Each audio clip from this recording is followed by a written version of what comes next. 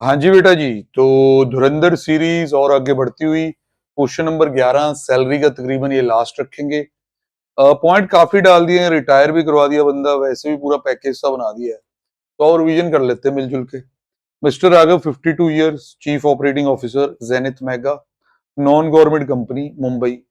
He opted for voluntary retirement on 31 मार्च। 25 साल 8 महीने इसने काम किया है। पैकेज जो है इसका डिटेल आपके सामने है। बेटा 31 मार्च को जो रिटायर हो रहा है तो फिर पूरा साल ही है, कोई ज्यादा आपको महीने गिनने नहीं पड़ेंगे, 12 महीने है। सैलरी अच्छी है, सीईओ है। डीए दिया हो भाई, 50% इसमें से एंटर होता है। कमीशन दी हुई है 0.1% ऑन टर्नओवर। 2 करोड़ 40 लाख का टर्नओवर है, उस पे ये परसेंटेज लगानी है। पेड इक्वली एवरी मंथ है। बोनस आया है जी आपका और अक्टूबर के अंदर। तो यहाँ तक का पहले देख लें कि फिर सारा का सारा थोड़ा मुश्किल भी हो जाता है। बेसिक आ गई 12 महीने की। अब सैलरी शीट में तो आपको पता है कि डीए पूरा ही आएगा, वेदर इट एंटर्स और नॉट। तो आप एक बार डीए को चेक करोगे, 60,000 है, एंटर होता है नहीं होता कोई बात नहीं, पूरा आ गया। बोनस आ गया, कमीशन भी आ गया पूरे साल का। ठीक भाई, यहाँ तक के सिंपल सिंपल पॉइंट, पर स्टेप मार्किंग में नंबर इनके भी होते हैं। गलत मलत ना करना, डाटा जरा ध्यान से देखना, कि जो तुम डाटा गलत लिखते हो ना बहुत बुरा लगता है। Transport allowance, children education allowance 800 रुपये पर मंथ, 2 बच्चे हैं।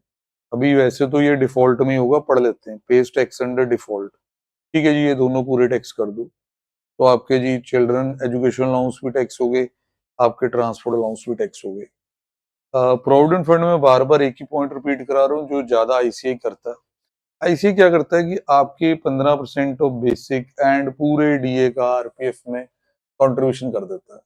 जबकि जो डेफिनेशन होती है वो होती है basic, DA which enter, commission on turnover. Actual contribution will be this much. आप एक्चुअल कंट्रीब्यूशन इसी मानेंगे।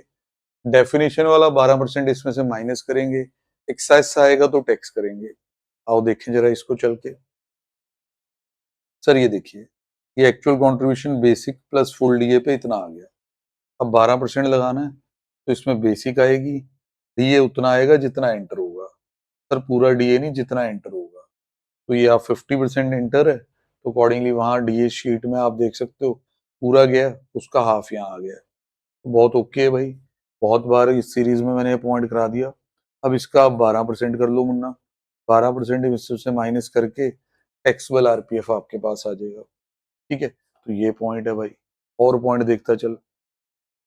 स्वेट इक्विटी शेयर जी कल वाले क्वेश्चन में भी कराए, एक बार और ले आए, स्टूडेंट्स की डिमांड भी होती है इसमें। 2000 इक्विटी शेयर, इसको ऑप्शन ग्रांट हुई यहाँ पे, vested on this date, excise by Raghav on this date. Date of excise is very very relevant. Date of excise is very very relevant. तो शेयर उसको अलॉट हो रहे थे 15 दिसंबर को। ये रेलेवेंस इसलिए कि ये डिसाइड करेगी किस साल में टैक्स लगना है। अब इसने कितने पे किए बताए हुए हैं। Fair market value different date पे दी हुई है।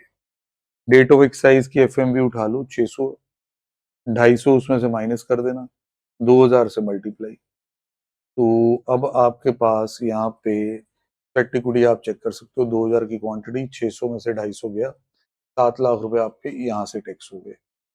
मेडिकल बेनिफिट में 45,000 रुपए आपके मेडिकल ट्रीटमेंट और डिपेंडेंट मदर के हैं प्राइवेट क्लिनिक में। नहीं सर, प्राइवेट क्लिनिक में एग्जाम्प्ट नहीं हो पाएगा। Daughter in hospital maintain by state exempt हो जाएगा। हेल्थ इंश्योरेंस भाई जो राघव की वाइफ है, स्पाउस है, तो एग्जाम्प्ट रहेगा। सारा आप समझ सकते हो। उसके बाद जी कंसेशनल लोन, ये पॉइंट भी क्रिएट करवाया गया कि एक क्वेश्चन होता होता है कि जिसमें वो लोन देते हैं, फिर इंस्टॉलमेंट हर महीने पे होती है, हमें end of the month balance निकालना होता है, याद होगा सैलरी में। 8 लाख रुपए का लोन 1 अक्टूबर को दिया गया 2025 में, होम रेनोवेशन के लिए। एम्प्लॉयर ने आपसे 5% इंटरेस्ट लिया है, और एसबीआई का रेट सिमिलर लोन्स पे ये चल रहा है। देखो अगर तो आप बहुत फास्ट खेलते हो फिर तो 8 लाख, 9.5%, -5%, और यहाँ से 6 महीने के लिए टैक्स लगाने के लिए तैयार हो जाओगे। मुन्ना ये बिल्कुल गलत है। राघव ने इस लोन को पे बैक करना शुरू कर दिया। 20,000 रुपए हर महीने वो पे कर रहा है 1 दिसंबर से। तो for the month of October, for the month of November, full benefit will be taxed पूरे 8 लाख के अकॉर्डिंग। फिर जब आपका आया दिसंबर, 1 दिसंबर को राघव ने 20,000 दे दिए, तो हमें एंड बैलेंस देखना होता है। एंड बैलेंस तो 780 होगा, तो इसकी कैलकुलेशन सर डिटेल्ड में होगी। हाँ जी सर। अक्टूबर का एंड बैलेंस 1 मंथ के लिए, नवंबर का एंड बैलेंस भी यही। दिसंबर को उसने 20,000 रुपए दे दिए, एंड बैलेंस इतना। 1 जनवरी को फिर 20, ऐसे ऐसे वो 20,000 देता गया। बैलेंसेस अगर आप देखें रिड्यूस होते जा रहे हैं और उसके हिसाब से आपके इंटरेस्ट भी कम आते जा रहे हैं। तो 17,250 जो इंटरेस्ट है वो आप टैक्स करेंगे। सर मेरे अकॉर्डिंग बहुत प्यारा पॉइंट है, एमसीक्यू में अकेला भी आ जाता है। सर फिर आगे आ रहा है transfer of movable asset. Motor गाड़ी थी कंपनी की, कंपनी ने राघव को यहाँ बेच दी। कंपनी ने परचेज की थी 10 जुलाई 2023 को 8 लाख रुपए की, और यूज किया ऑफिशियल पर्पस के लिए। ऑफिशियल पर्पस के लिए यूज किया एंड तक, ऐसा बोला। सर 8 लाख की खरीदी है गाड़ी का, डेप्शन रेट 20% WDV होता है, वो याद आना चाहिए।